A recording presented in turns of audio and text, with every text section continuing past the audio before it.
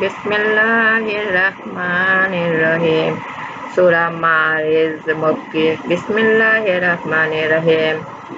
এক ব্যক্তি চাইলে বাস্তব শাস্তি সংগঠিত হোক, যা অবধারিত কাফেরদের জন্য।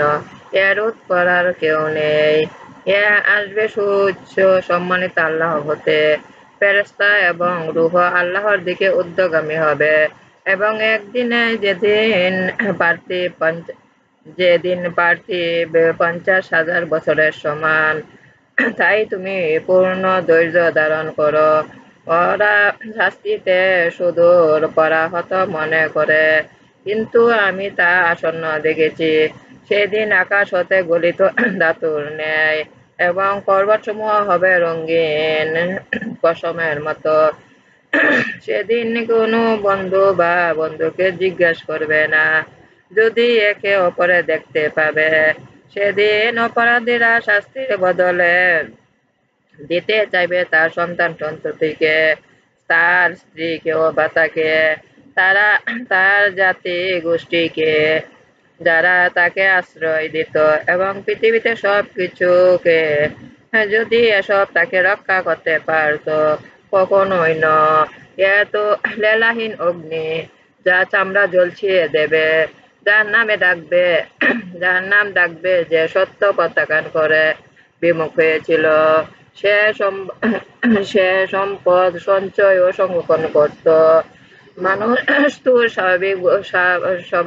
স্বভাবতই বড়ই অস্থির চিত্ত। সে বিপদগ্রস্ত হলে হুতাশ করতে থাকে, এবং যখন ঐশ্বর্যশালী হয় তখন কৃপণ হয়ে পড়ে। তবে তারা নয় যারা নামাজ পড়ে, যারা তাদের নামাজ সদা নিষ্ঠবান, যাদের সম্পদের মধ্যে গরিবদের জন্য একটি অংশ নির্ধারিত রয়েছে, প্রার্থী ও অপ্রার্থী বঞ্চিতদের, এবং যারা কর্মফল দিবসকে সত্য বলে জানে, যারা তাদের রবের শাস্তি সম্পর্কে ভীত সন্ত্রস্ত। তাদের রবের শাস্তি এমন নয় যা হতে নিঃশঙ্ক থাকা যায়, এবং যারা নিজেদের যৌন অঙ্গকে সঙ্গত রাখে, কিন্তু তাদের পত্নী বা অধিকারভুক্ত দাসীগণের ক্ষেত্রে তারা নিন্দনীয় হবে না। এবং কেউ এদের ছাড়া অন্যকে কামনা করলে তা হবে সীমা লঙ্ঘনকারী। এবং যারা আমানত ও প্রতিশ্রুতি রক্ষা করে, যারা সাক্ষ্য দানে অটল, এবং যারা নিজেদের নামাজের যত্নবান, তারাই সম্মানিত হবে জান্নাতে।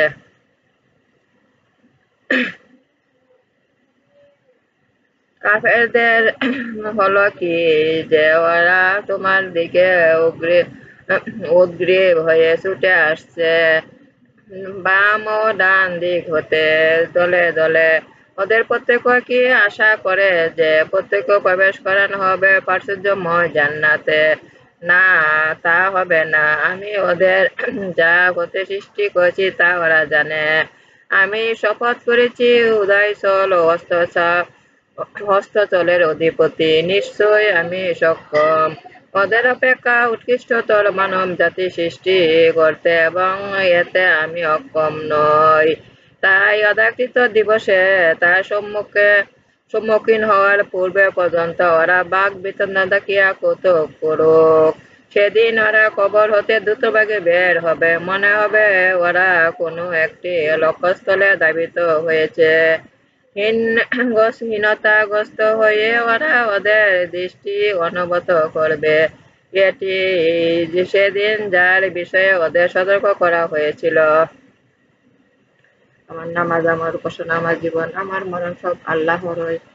হে আমার রব, আমি আল্লাহকে আত্মসমর্পণ করেছি। হে আমার রব, আমাকে আপনার আনুগত্য বানান, রাসূলের আনুগত্য বানান। হে আমার রব, আমাকে আপনার উপদেশ পালন করার শক্তি দান করুন। হে আমার রব, আপনাকে উত্তম ঋণ দান করার শক্তি দান করুন। দুনিয়া আখিরাতে কল্যাণ দান করুন। দুর্যোগের অগ্নি হতে আমাকে রক্ষা করুন।